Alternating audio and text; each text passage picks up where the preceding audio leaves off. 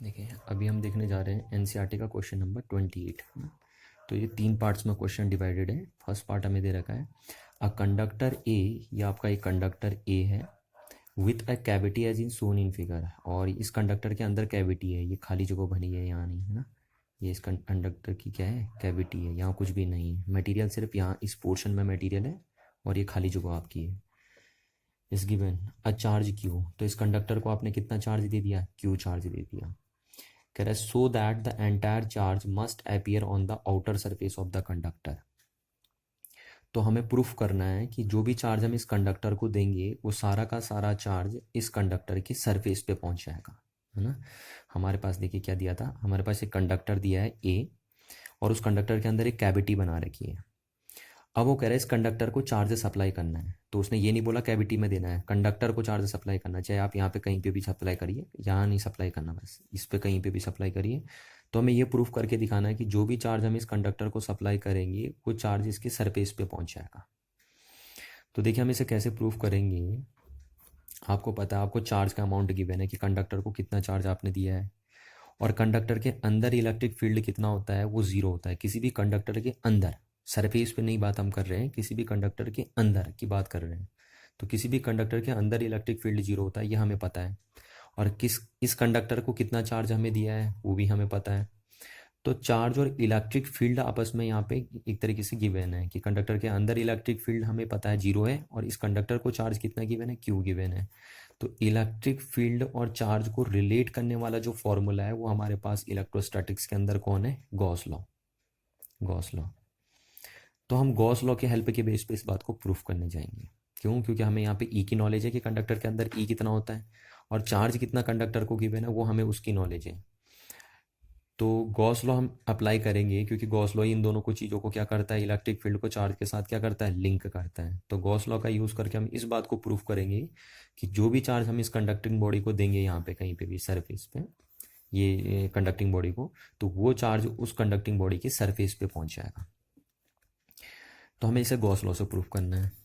तो ए पार्ट का सॉल्यूशन हम यहाँ से देखते हैं। देखिए गॉस लॉ से कैसे, तो आपको पता है अगर आपको गॉस लॉ लगाना है तो गॉस लॉ लगाने के लिए आप क्या करते हैं, पहले एक हाइपोथेटिकल गॉसियन सरफेस लेते हैं, क्योंकि गॉस लॉ किसकी बात करता है, फ्लक्स की बात करता है। तो आपको अगर किसी भी क्लोज सरफेस से लिंक फ्लक्स दिखाना है या गॉस लॉ अप्लाई करना है, तो गॉस लॉ में आपको फ्लक्स की जरूरत पड़ती है। तो उसके लिए आपको एक क्लोज सरफेस चाहिए जिसको आप गॉसियन सरफेस बोलते हो, और वो आपकी सिमेट्रिक होनी चाहिए, है ना। तो हमें गॉसियन सरफेस की जरूरत पड़ेगी गॉस लॉ लगाने के लिए। तो मैंने क्या करा है, इस कंडक्टर के अंदर बिल्कुल जस्ट अंदर लिया हमने एक, मैं यहाँ पे दिखा दे रहा हूँ पर ये बिल्कुल जस्ट अंदर है ना, यहाँ पे बिल्कुल एकदम टच में है, यहाँ पे इस तरीके से, यहाँ से यहाँ पे बिल्कुल एकदम कंडक्टिंग बॉडी के जस्ट अंदर है। तो मैं यहाँ पे दिखा दे रहा हूँ उसको कि कंडक्टिंग बॉडी के अंदर मैंने एक हाइपोथेटिकल गॉसियन सरफेस ले ली।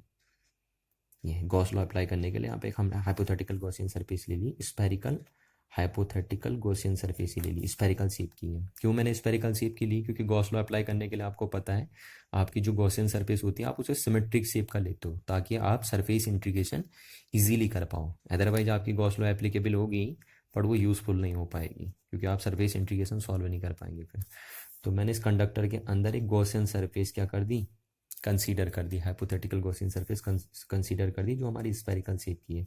और ये कंप्लीटली गॉसियन सरफेस जो है वो कंडक्टर के अंदर लाई कर रही है, कैविटी को इनक्लोज करते हुए। तो हम इस बात को लिख देते हैं कि let us choose a Gaussian surface line Holi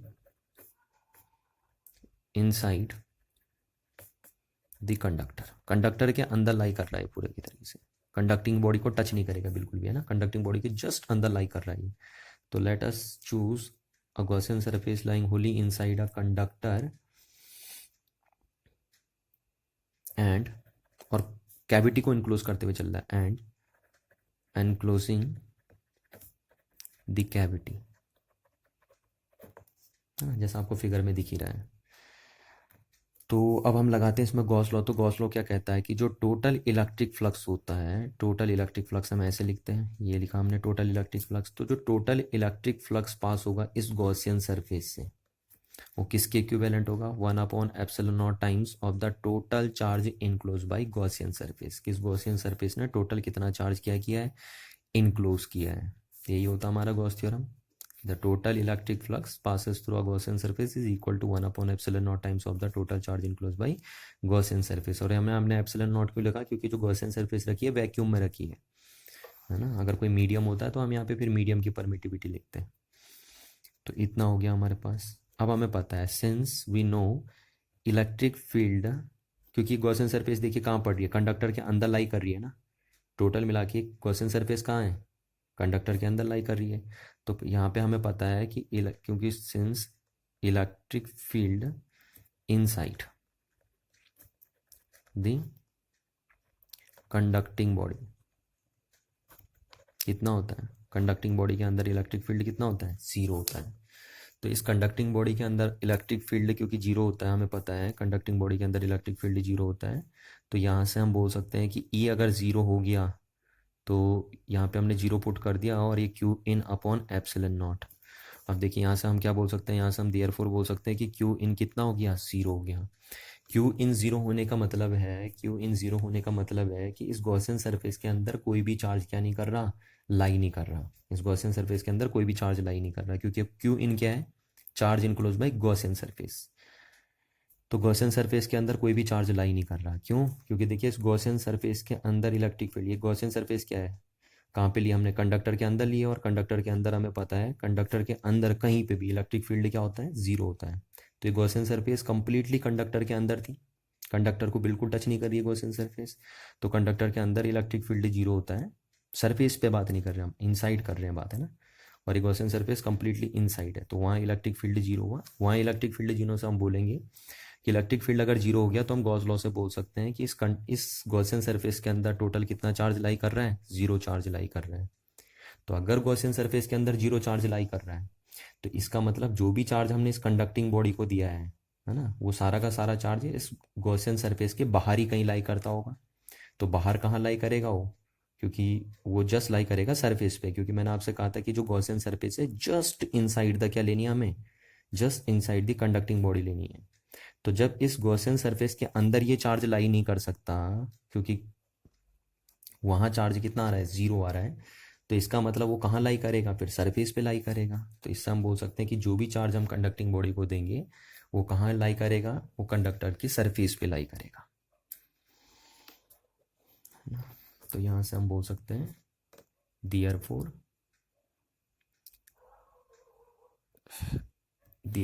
the entire charge therefore the entire charge q on the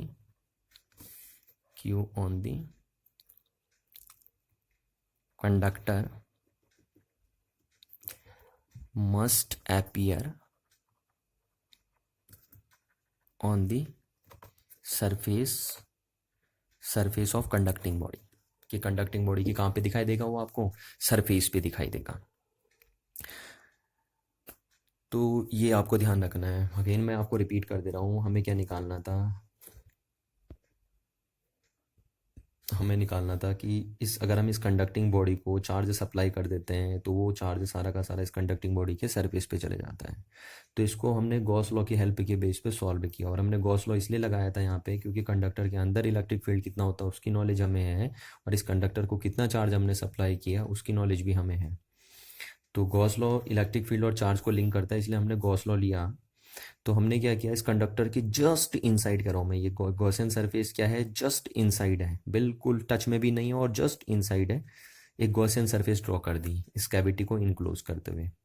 Gauss law लगाने के लिए हमें जरूरत भी पड़ती है गॉसियन सरफेस की, तो वही हमने गॉसियन सरफेस लाई कर दी just inside the conducting body, cavity को इनक्लोज करते हुए। तो अब गॉस लॉ लगाने के लिए हमें देखना पड़ेगा कि इस पूरे से कितना फ्लक्स निकलेगा ना। तो गॉस थ्योरम क्या कहती है कि जो टोटल इलेक्ट्रिक फ्लक्स निकलेगा इस गॉसियन सरफेस वो किसके इक्विवेलेंट होगा, 1/ε0 times of the total charge enclose by Gaussian surface. अब देखिए तो हमें पता है क्योंकि कंडक्टर के अंदर, क्योंकि ये जो गॉसियन सरफेस है ये टोटली कंडक्टर के अंदर लाई कर रही है ना, कंडक्टर की सरफेस पे तो टच कर ही नहीं रही है, कंडक्टर के अंदर लाई कर रही है। और कंडक्टर के अंदर हमें पता होता है कि इलेक्ट्रिक फील्ड कितना होता है कंडक्टर के अंदर, 0 होता है। ई इनसाइड कितना होता है, 0 होता है। तो कंडक्टर के अंदर अगर इलेक्ट्रिक फील्ड 0 है तो इसका मतलब ये 0 हो गया यहाँ से, और क्यू इन 0 हो गया। तो यहाँ से क्यू इन 0 आ गया आपका, यानी इस गॉसियन सरफेस के अंदर ये कौन सा चार्ज होता है, charge inside the Gaussian surface. तो इसका मतलब इस गॉसियन सरफेस के अंदर कितना चार्ज है, ज़ीरो चार्ज है। तो अगर इस गॉसियन सरफेस के अंदर जीरो चार्ज है तो, और ये गॉसियन सरफेस कहाँ पे है, just inside the conducting body. तो अगर इस गॉसियन सरफेस के अंदर कोई चार्ज लाई नहीं कर रहा है तो इसका मतलब जो भी चार्ज आप इस कंडक्टिंग बॉडी को दोगे वो चार्ज कहाँ जाएगा, इस गॉसियन सरफेस के अंदर तो आएगा नहीं, तो कहाँ जाएगा, बाहर जाएगा, इस सरफेस पे चले जाएगा, है ना, बिल्कुल जस्ट सरफेस पे चले जाएगा वो चार्ज। तो ये हमारा फर्स्ट पार्ट कंप्लीट हुआ। हम देखिए, अब हम सेकेंड पार्ट देखते हैं। तो सेकेंड पार्ट में हमारा दिया है अनदर कंडक्टर बी, एक दूसरा कंडक्टर हमें दिया है, अनदर कंडक्टर बी, ये दिया है conductor B with charge Q, और उस पर चार्ज कितना है, Q, is inserted into a cavity keeping B insulated from E. यानी हमारे पास अब क्या है कि एक दूसरा चार्ज कंडक्टर है और उस पर चार्ज है क्यू और उसका नाम है बी, और उसको हमने क्या किया, इस कैविटी के अंदर रख दिया और इस तरीके से रखा है कि वो इंसुलेटिंग है फ्रॉम ए से, यानी ए से टच ना करे। यानी ऐसा ना हो कि आप बी चार्ज क्यू चार्ज यहाँ पे रख दो या यहाँ पे रख दो या यहाँ पे रख दो ना, बी कैविटी के अंदर वो क्यू चार्ज रखा है, स्मॉल क्यू चार्ज, और इंसुलेटेड करके रखा है, वो बी से इंसुलेटेड करते हुए रखा है कि वो बी को टच, ए बॉडी को टच ना करे, सॉरी। जो अंदर चार्ज रखा है, कैविटी के अंदर चार्ज रखा है, वो इस तरीके से रखा है कि वो इस कंडक्टिंग बॉडी को क्या ना करे, टच ना करे। वही यहाँ पे लिखा हमारे पास कि keeping B insulated from A, show that the total charge on the outside surface of A is Q plus small q. तो अब हमें ये प्रूफ करना है कि इस कंडक्टिंग बॉडी की आउटर सरफेस पे हो जाएगा क्यू प्लस क्यू चार्ज। यानी हमारा क्वेश्चन ये गिवन है कि अब हमारे पास वो जो कंडक्टिंग बॉडी थी प्रीवियस केस में, उसकी कैविटी के अंदर हमने एक चार्ज रख दिया स्मॉल क्यू, और इस तरीके से रखा है कि वो ए, यानी ए वाली कंडक्टिंग बॉडी से क्या है, इंसुलेटेड है, यानी ए कंडक्टिंग बॉडी को टच नहीं कर रही है। तो अब हमें ये प्रूफ करके दिखाना है कि इस कंडक्टिंग बॉडी की जो आउटर सरफेस पे टोटल चार्ज आएगा वो इतना आएगा, क्यू प्लस क्यू। यानी हम कह सकते हैं कि एक तरीके से हमें ये प्रूफ करना है कि ये वाला चार्ज भी अब आपका यहाँ पे अपीयर होगा, है ना। और ये क्यू चार्ज पहले कहाँ से आया, क्योंकि ये क्यू चार्ज पहले से इस कंडक्टर को ऑलरेडी गिवन था प्रीवियस पार्ट में, ए पार्ट में, और अब हम कैविटी के अंदर स्मॉल क्यू चार्ज दे रहे हैं, इस तरीके से दे रहे हैं कि वो ए को टच ना करते जाए, इंसुलेट हो ये वाला small Q charge a conducting body से। और अब हमें प्रूफ करना है कि टोटल चार्ज जो इस कंडक्टिंग बॉडी की आउटर सरफेस पे आएगा वो इतना आएगा। तो अगेन हमें चार्ज गिवन है और हमें ये भी पता है कि कंडक्टिंग बॉडी के अंदर कितना इलेक्ट्रिक फील्ड बनता है, वो हम पहले से जानते हैं कि कंडक्टिंग बॉडी के अंदर इलेक्ट्रिक फील्ड कितना बनता है, जीरो बनता है। तो चार्ज कितना इस कंडक्टिंग बॉडी को गिवन है वो हमें पता है, और इस कंडक्टिंग बॉडी के अंदर इलेक्ट्रिक फील्ड कितना है वो हमें पता है। तो इस बात को भी प्रूफ करने के लिए हम गॉस लॉ का यूज़ करते हैं, है ना। और गॉस लॉ का यूज़ करते हैं तो गॉस लॉ का यूज़ करने के लिए आपको एक हाइपोथेटिकल गॉसियन सरफेस बनानी पड़ती है। तो मैंने यहाँ पे इस कंडक्टिंग बॉडी के जस्ट नीचे, जस्ट इनसाइड, है ना, तो मैं थोड़ा नीचे दिखा दे रहा हूँ आपको फिगर को क्लियर करने के लिए, पर ये आप ध्यान रखना कि जो मैं गॉसियन सरफेस बनाऊंगा just inside the conducting body है वो गॉसियन सरफेस, पर मैं थोड़ा नीचे बना दे रहा हूँ आपको विजुअलाइज करने के लिए। तो यहाँ पे मैंने एक हाइपोथेटिकल गॉसियन सरफेस बना दी इस कैविटी को इनक्लोज करते हुए, ये देखिए इस कैविटी को इनक्लोज करते हुए मैंने ये हाइपोथेटिकल गॉसियन सरफेस बना दी। ये भी सेम वही दैट है, हाइपोथेटिकल गॉसियन सरफेस। और ये स्फेरिकल शेप की मैंने इसलिए ली है क्योंकि अगर आपको गॉस लॉ लगाना है तो गॉसियन सरफेस आपको चूज करनी होती है, और वो गॉसियन सरफेस अगर आपकी सिमेट्रिक हो तो आपको गॉस लॉ में सरफेस इंटीग्रल करने में फिर क्या नहीं आती, दिक्कत नहीं आती। तो मैंने जो हाइपोथेटिकल गॉसियन सरफेस ली वो स्फेरिकल शेप की ले ली, जो जस्ट इनसाइड दी क्या है, कंडक्टिंग बॉडी है, with enclosing the cavity, cavity को इनक्लोज करते हुए चल रही है।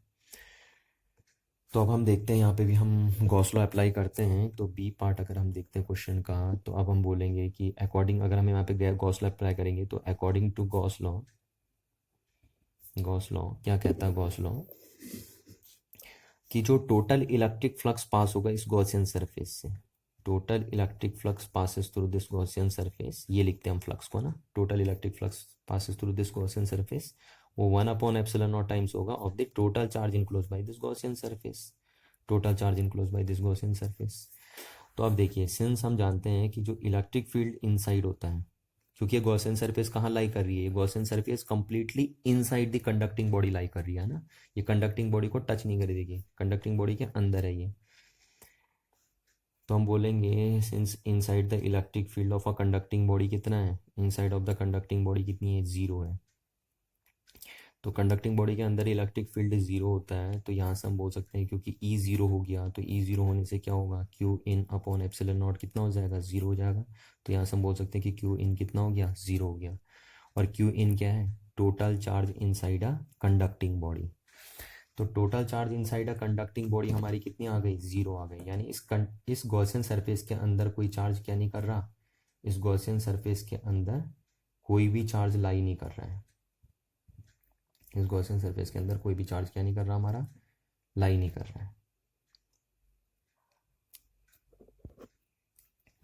तो हम बोल रहे हैं कि गॉसियन सरफेस के अंदर जो टोटल चार्ज लाई कर रहे हैं, इस गॉसियन सरफेस के अंदर जो टोटल चार्ज लाई कर रहा हो कितना आना चाहिए, जीरो आना चाहिए। क्यों, क्योंकि इस कंडक्टिंग बॉडी के अंदर, ये देखिए कंडक्टिंग बॉडी है, उसके अंदर इलेक्ट्रिक फील्ड कितना लाई होता है, जीरो होता है। तो वहाँ से हम ये बोलते हैं कि इस गॉसियन सरफेस के अंदर टोटल चार्ज कितना आना चाहिए, जीरो आना चाहिए।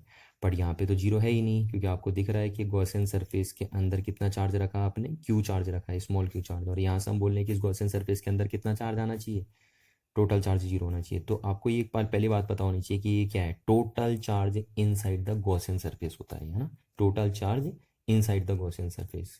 तो कितना होना चाहिए, जीरो आना चाहिए यहाँ से आंसर। और यहाँ हमारा रखा कितना चार्ज है, क्यू चार्ज है। तो अब इस एनालॉगी, ये जो हमारी एक कॉम्प्लीमेंसी बनी है, इसको हम कैसे रिजॉल्व करें, तो देखिए हम ये बोलते हैं कि इसका मीनिंग ये है, ये ओनली तभी पॉसिबल हो पाएगा क्योंकि देखो क्यू इनसाइड टोटल कितना होना चाहिए, गॉसियन सरफेस के जीरो होना चाहिए। और यहाँ से हमें दिख रहा है कि हमने गॉसियन सरफेस के अंदर कितना चार्ज रखा है, स्मॉल क्यू चार्ज रखा है। तो इस प्रॉब्लम को रिजॉल्व करने के लिए हम बोलते हैं कि ऐसा सिर्फ तभी हो सकता है जब क्या हो, देखो कि ये क्यू चार्ज है, तो इस कंडक्टिंग बॉडी की, ये जो कंडक्टिंग बॉडी है, तो हम बोल सकते हैं कैविटी की जो आउटर सरफेस है, ये कंडक्टिंग ही तो है। तो इस कैविटी की आउटर सरफेस पे जब नेगेटिव चार्ज क्या हो जाए, इतना ही इंड्यूस हो जाए, तभी ऐसा पॉसिबल हो सकता है ना, नहीं तो अदरवाइज ये पॉसिबल नहीं है।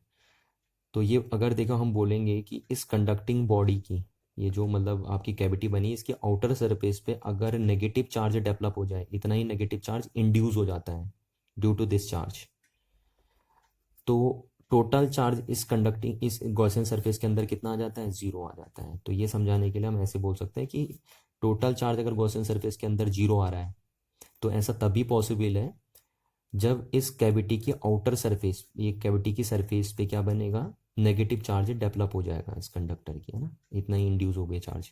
और फिर अगर हम बोलेंगे कि इतना चार्ज अगर नेगेटिव इंड्यूस होगा इस कंडक्टिंग बॉडी में से, क्योंकि इस कंडक्टिंग बॉडी पे पहले टोटल चार्ज जो भी रहा होगा, तो अगर उसमें से नेगेटिव चार्ज इस पे इतना इंड्यूस होगा, तो इतना ही पॉजिटिव चार्ज यहाँ पे इंड्यूस हो जाएगा आउटर सरफेस पे, है ना। इस कंडक्टिंग बॉडी का सपोज यहाँ पे था टोटल चार्ज, तो उसमें से माइनस क्यू चार्ज इधर आ गया, तो कितना इधर चले जाएगा, आउटर सरफेस पे कितना चला जाएगा, प्लस क्यू चले जाएगा। तो यहाँ से आप देखिए जरा, इस टोटल गॉसियन सरफेस के अंदर कितना बनेगा चार्ज, टोटल चार्ज इस गॉसियन सरफेस के अंदर कितना बन गया, जीरो बन गया। और यहाँ पे देखिए आउटर सरफेस पे कितना आ गया, पहले ऑलरेडी क्यू चार्ज गिवन था इस कंडक्टिंग बॉडी को प्रीवियस क्वेश्चन में, और स्मॉल क्यू चार्ज अब जो यहाँ था वो भी आपको यहाँ अपीयर होते दिख रहा है। तो टोटल चार्ज कितना आ गया, क्यू प्लस कैपिटल क्यू आ गया। तो ये हम इस तरीके से समझा सकते हैं कि आउटर चार्ज, ये जो चार्ज हमने यहाँ सप्लाई किया था वो भी कहाँ दिखाई दे रहा है आपको, इस सरफेस पे दिखाई दे रहा है। तो इस चीज़ को हम भी हम बोल सकते हैं कि ये चीज़ क्या शो कर रही है, ये चीज़ ये शो कर रही है कि दिस शोज दैट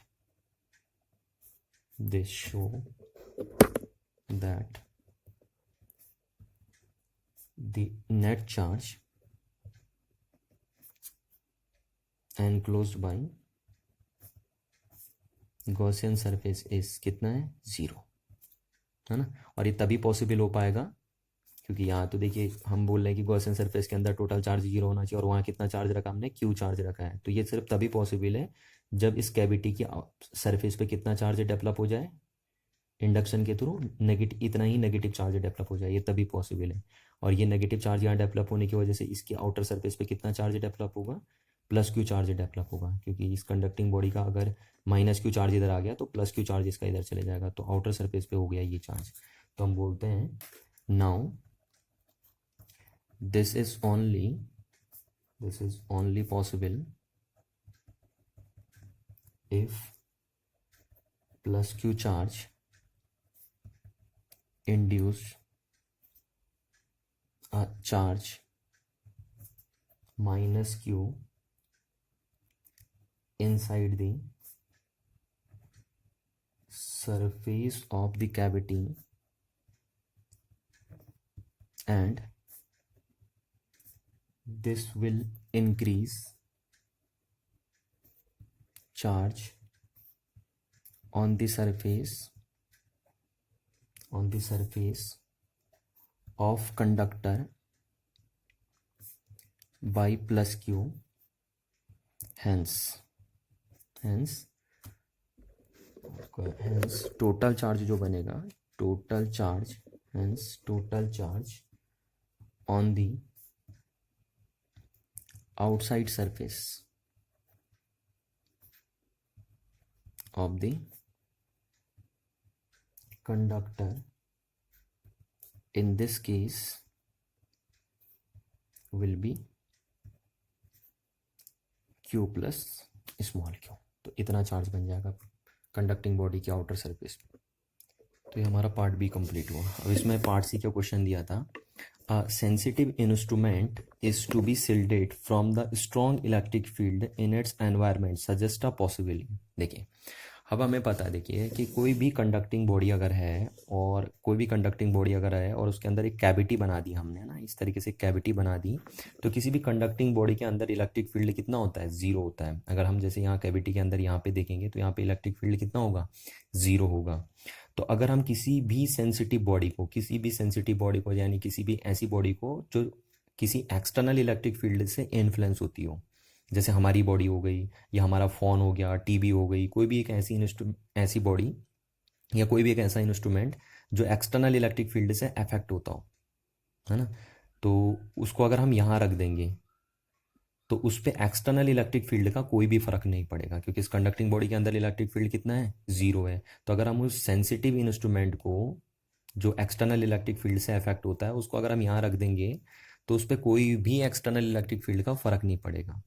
इसीलिए हम कहते भी हैं कि देखिए जब भी क्या होता है, थंडर स्टॉर्म चलती है यानी बिजली कड़कती है, तो कहते हैं कि कार के अंदर ही रहना सही है, क्योंकि कार हमारी क्या एक तरीके से ये इस तरीके की बॉडी है, कार एक स्फेरिकल शेप दे देती है हमारा, ये जैसे ये बॉडी है आपकी, कि कार को आप ऐसे मान सकते हो कि कंडक्टिंग बॉडी विथ कैविटी है ना। कार का ये बॉडी हो गई कंडक्टिंग बॉडी और ये उसके अंदर कैविटी बनी है और ये हम है।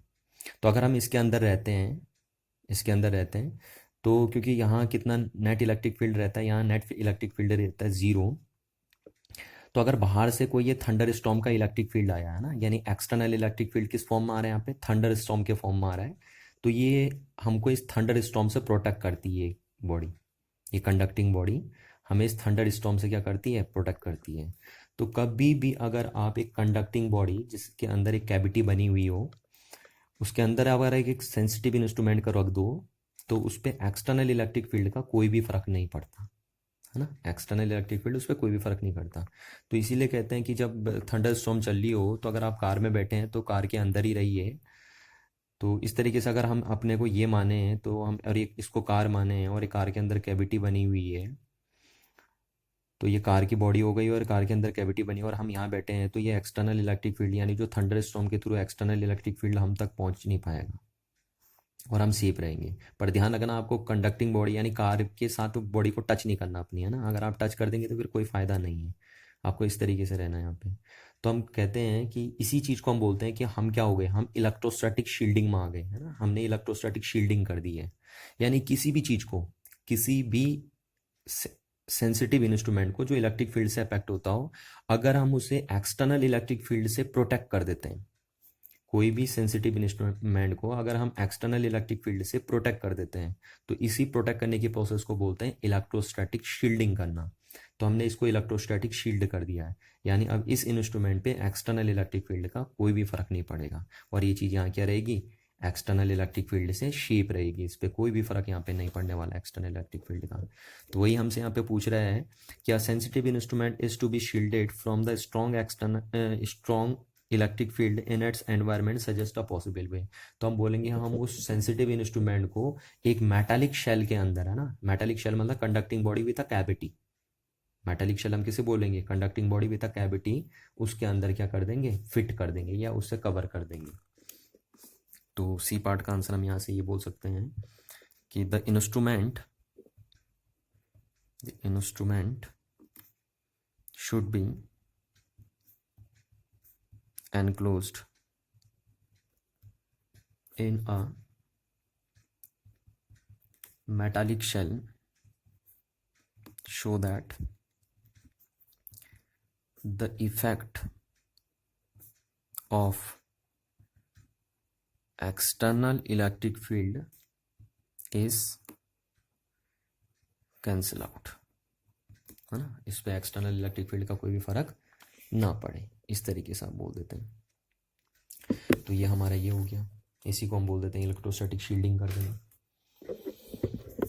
तो यहाँ पे देखिए एक चीज़ और मैं बता दूँ जिसमें बच्चे कंफ्यूज होते हैं, देखिए, है ना, जैसे सपोज ये हमारे पास एक कंडक्टिंग बॉडी है और इस कंडक्टिंग बॉडी के अंदर ये कैविटी बनी पड़ी है, ये कंडक्टिंग बॉडी और उसके अंदर क्या बनी पड़ी है, कैविटी बनी पड़ी है, यहाँ पे कंडक्टिंग बॉडी है ये। तो अब देखिए यहाँ पे अगर मैं कोई चार्ज रखता हूँ, यहाँ पे कोई चार्ज अगर मैं इस कैविटी के अंदर रखता हूँ, तो यहाँ इस रीजन में इलेक्ट्रिक फील्ड जीरो नहीं होगा, है ना। बहुत सारे लोग ये सोच देते हैं कि कंडक्टिंग बॉडी के अंदर इलेक्ट्रिक फील्ड जीरो होता है, तो यहाँ भी शायद इलेक्ट्रिक फील्ड जीरो हो जाएगा।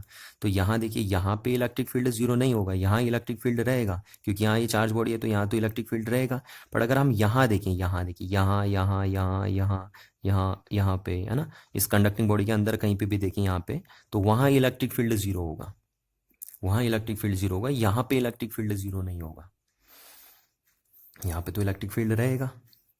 तो इस बात को आपको ध्यान रखना है कि बहुत सारे लोग बोल देते हैं कि यहाँ कंडक्टर, ये क्योंकि ये पॉइंट कंडक्टर के अंदर लाई कर रहा है तो यहाँ पे इलेक्ट्रिक फील्ड क्या हो गया, जीरो हो गया। तो यहाँ इलेक्ट्रिक फील्ड जीरो नहीं होगा, देखिए कंडक्टर के अंदर नहीं है तो कैविटी है ना, तो यहाँ पे इलेक्ट्रिक फील्ड जीरो क्यों होगा, यहाँ पे ये चार्ज इलेक्ट्रिक फील्ड क्रिएट करेगा ना, ये वाला चार्ज यहाँ पे इलेक्ट्रिक फील्ड क्रिएट करेगा, तो यहाँ इलेक्ट्रिक फील्ड होगा। बट कंडक्टर के अंदर अगर हम देखें तो वहाँ जीरो होगा, यहाँ पे जीरो होगा, यहाँ पे जीरो होगा, यहाँ पे जीरो होगा, यहाँ पे जीरो होगा। देखिए इसी चीज़ को जब हम ऐसे समझते हैं, अगर हमारे पास एक स्पेरिकल सेल है, ये एक स्पेरिकल सेल है, स्पेरिकल सेल क्या होती है, अंदर से खोखली होती है ना, ये इसको बहुत बारीक है, मैंने आप ये समझ लो बास्केटबॉल है, और ये बास्केटबॉल की आउटर कवरिंग है और ये उसकी इनर कवरिंग है, ये बहुत ये बना हमारा स्पेरिकल सेल, तो ये अंदर से खोखला होता है। अब अगर हम यहाँ किसी चार्ज को रख दें, स्पेरिकल सेल के अंदर यहाँ किसी चार्ज को रख दें, और ये स्पेरिकल सेल किसकी है, कंडक्टिंग स्पेरिकल सेल है, पहली बात मैं क्लियर कर दूँ, कंडक्टिंग स्पेरिकल सेल अगर हमारे पास है। अभी अगर हमारे पास कंडक्टिंग स्पेरिकल सेल है, इस टाइप से दिखती है आपको, कंडक्टिंग स्पेरिकल सेल है, जैसे बास्केटबॉल है, बट बास्केटबॉल आपकी रबड़ की बनी है, हमें इसे कंडक्टर की बनानी है, यानी मेटल की बनानी है, आप इसे मेटल की बनाएंगे, मेटल का। अब उसके अंदर हमने यहाँ पे ये चार्ज रख दिया, क्यों, तो अब अगर हम देखेंगे कि यहाँ पे जो इलेक्ट्रिक फील्ड होगा वो जीरो नहीं होगा, क्योंकि ये कंडक्टिंग बॉडी का अंदर का हिस्सा नहीं है ना, कंडक्टिंग बॉडी तो ये है, सिर्फ ये है, तो यहाँ पे इलेक्ट्रिक फील्ड जीरो नहीं होगा। यहाँ पे इलेक्ट्रिक फील्ड तब जीरो होता जब ये चार्ज यहाँ नहीं रखा रहता, अगर ये चार्ज यहाँ नहीं रखा रहता तो यहाँ पे भी इलेक्ट्रिक फील्ड कितना होता, जीरो होता। बट क्योंकि यहाँ तो कैविटी बनी पड़ी एक तरीके से, खाली है, ये हॉलो चीज़ है, बिल्कुल खाली चीज़ है ये, तो यहाँ पे अगर हम अभी देखें तो क्योंकि हमने यहाँ पे चार्ज क्यों रखा है, तो यहाँ पे तो इलेक्ट्रिक फील्ड बनेगा। बट अगर हम इस कंडक्टिंग बॉडी के अंदर देखें, जैसे यहाँ पे देखें, यहाँ पे देखें, यहाँ पे देखें, यहाँ पे देखें, तो इलेक्ट्रिक फील्ड कितना होगा, जीरो होगा, जबकि कंडक्टिंग बॉडी के सरफेस पे इलेक्ट्रिक फील्ड जीरो नहीं होगा, यहाँ अंदर जीरो होगा। इस तरीके से यहाँ पे जीरो होगा, यहाँ पे जीरो होगा, यहाँ पे जीरो होगा, यहाँ पे जीरो होगा, और यहाँ जीरो नहीं होगा क्योंकि यहाँ पे तो ये बना रहा होगा इलेक्ट्रिक फील्ड।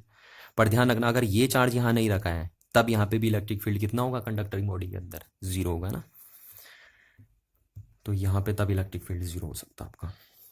अच्छा एक चीज़ देखिए, देखिए जैसे मैंने बोल दिया कि ये चार्ज यहाँ पे है, क्यू चार्ज रखा हुआ है इस कैविटी के अंदर, यहाँ पे कितना चार्ज रखा है, क्यू चार्ज रखा है। तो अगर एक चार्ज ये क्यू है और एक दूसरा चार्ज यहाँ पे इस सरफेस पे मैंने रख दिया small Q by two charge, है ना, ये small Q by two charge यहाँ पे रख दिया और क्यू चार्ज यहाँ पे रख दिया और ये क्यू चार्ज यहाँ पे रख दिया, तो ये क्यू चार्ज और ये Q by type two charge, ये क्यू चार्ज तो outer side to the shell रखा है और ये क्यू बाई टू चार्ज कहाँ रखा है, सरफेस ऑफ द सेल रखा है ना। तो ये Q by two charge surface shell के सरफेस पे रखा है और ये क्यू चार्ज आउटसाइड रखा है। तो अगर मैं आपसे पूछूं कि ये दोनों चार्ज मिलकर इस पर कितना फोर्स लगाएंगे, तो आपका आंसर सीधे जीरो आना चाहिए। क्यों, क्योंकि देखिए ये जो ये बनाएगा जो एक्सटर्नल इलेक्ट्रिक फील्ड बनाएगा, और ये भी जो बनाएगा वो भी क्या होगा, एक तरीके से इस कंडक्टिंग बॉडी के लिए एक्सटर्नल हो गया। तो एक्सटर्नल इलेक्ट्रिक फील्ड, अभी आपको पता है कि एक्सटर्नल इलेक्ट्रिक फील्ड का कोई भी फर्क नहीं पड़ेगा इसके यहाँ पे, है ना, एक्सटर्नल इलेक्ट्रिक फील्ड का इस पॉइंट पे कोई भी फर्क नहीं पड़ेगा, क्योंकि कंडक्टिंग बॉडी अगर आप देखेंगे तो उसके अंदर इलेक्ट्रिक फील्ड कितना होता है, जीरो होता है। तो इनका जो बना हुआ इलेक्ट्रिक फील्ड है, ये जो अपना इलेक्ट्रिक फील्ड यहाँ तक पहुँचाएंगे और ये जो इलेक्ट्रिक फील्ड अपना यहाँ तक पहुँचाएंगे इस चार्ज बॉडी तक, तो पहुँच ही नहीं पाएगा इनके इनके पास। क्यों नहीं पहुँच पाएगा? क्योंकि ये जो कंडक्टिंग बॉडी है, देखिए ये अगर मैं इसके अंदर की बात करूँ तो यहाँ पे इलेक्ट्रिक फील्ड कितना हो जाएगा? जीरो हो जाएगा। तो यहाँ से जो भी अपना इलेक्ट्रिक फील्ड भेजेगा वो यहाँ तक पहुँच ही नहीं पाएगा।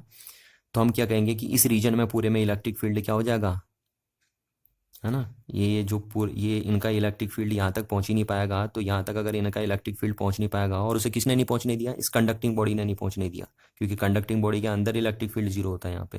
तो इनका बना हुआ जो इलेक्ट्रिक फील्ड है या इनकी बनाई हुई जो इलेक्ट्रिक फील्ड लाइन्स आ रही हैं वो यहाँ तक नहीं पहुँच पा रही हैं। तो इसलिए इसको नेट फोर्स, कितने फोर्स का एक्सपीरियंस होगा? Due to these two charge, zero force का एक्सपीरियंस होगा।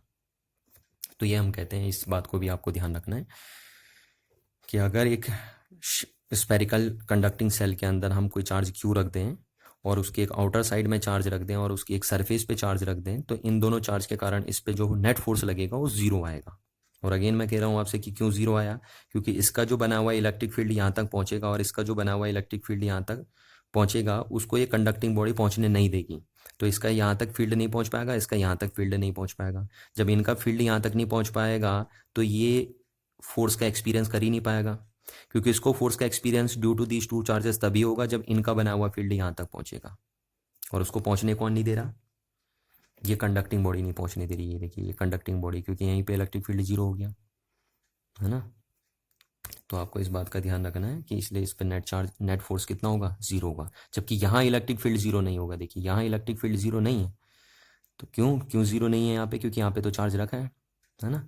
तो ये, और ये कंडक्टर का पार्ट भी नहीं है, तो कैविटी है ना, तो यहाँ पे इलेक्ट्रिक फील्ड होगा due to this charge. But यहाँ पे अगर हम देखेंगे तो जीरो। कंडक्टिंग बॉडी के अंदर अगर हम देखेंगे यहाँ पे, जैसे यहाँ पे जस्ट यहाँ पे देखेंगे, सरफेस पे नहीं, यहाँ पे देखेंगे तो जीरो होगा इनसाइड, जबकि सरफेस पे जीरो नहीं होगा ना, सरफेस पे होगा। तो देखिए यहाँ पे भी हम यही बोल सकते हैं कि ये जो सेंसिटिव इंस्ट्रूमेंट था ना, ये भी सेंसिटिव इंस्ट्रूमेंट क्यों बोला जाएगा? ये चार्ज सेंसिटिव इंस्ट्रूमेंट, क्योंकि इस चार्ज पे किसी एक्सटर्नल इलेक्ट्रिक फील्ड का फर्क पड़ता है, तो इसलिए हमारे लिए सेंसिटिव इंस्ट्रूमेंट हो गया। तो देखिए हमने एक सेंसिटिव इंस्ट्रूमेंट अगर किसके अंदर रख दिया? कंडक्टिंग बॉडी के अंदर रख दिया, कैविटी के, है ना? ये कंडक्टिंग बॉडी है और ये उसकी कैविटी बनी पड़ी है। तो अगर हम किसी सेंसिटिव इंस्ट्रूमेंट को किसी कंडक्टिंग बॉडी की कैविटी में रख दें तो वो इनके बनाए हुए एक्सटर्नल इलेक्ट्रिक फील्ड से क्या हो जाएगा? प्रोटेक्ट हो जाएगा, कि इनके बनाए हुए एक्सटर्नल इलेक्ट्रिक फील्ड का अब इस पर कोई भी फर्क नहीं पड़ेगा। तभी तो हम बोल रहे हैं कि इस पर नेट फोर्स कितना है? जीरो है। Thank you.